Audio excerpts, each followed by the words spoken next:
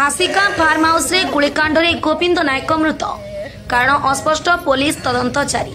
ढेंकानाल सदर थाना फासिका ग्राम निकट फार्म हाउस रे गुलिकांड रे जड़े युवक मृत्यु होईछि।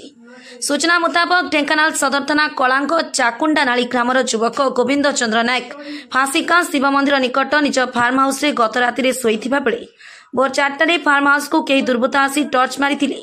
यह देखि गोविंद पार्टी करिबारु दुर्बृत्त माने गुली करथिले, जहाद्वारा गोविंद गुरुतर भावे उद्धार होई ढेंकानाल जिला मुख्य चिकित्सालय रे भर्ती होइथिले। हेले सेठारे डाक्तर तांको मृत घोषणा करथिले। हेले गुलिकांडर कारण अस्पष्ट रहिछि। पूर्व शत्रुता को नै गुलिकांड होइथिबा साधारण रे चर्चा हेउछि। एने सदर थाना पुलिस तदंत जारी रखिछि। हिंदोलରୁ प्रभास खुंटियाଙ୍କ रिपोर्ट, टीएनएस न्यूज।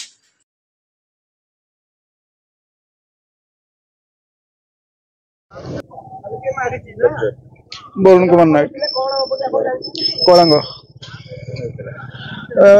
आम अच्छी फार्म हाउस अच्छी भाई सबुदिन से राति फार्म हाउस जाते काली भी से राति फार्म हाउस जाते राति 3टा बेलू आउ जन भाई फोन कले आउ जन बड़ भाई रही से राति 3टा 4टा भितर फोन कले आउ जल्दी पलि आस कौन हो जना पड़े आम जो गलु देखिलु रक्त बाहर गुली बाजी देहरे किए गुली मारी आम जापारू। आम प्रशासन को एति अनुरोध करुचु यार उचित तदंत कर दोषी की दंड दि जाऊ।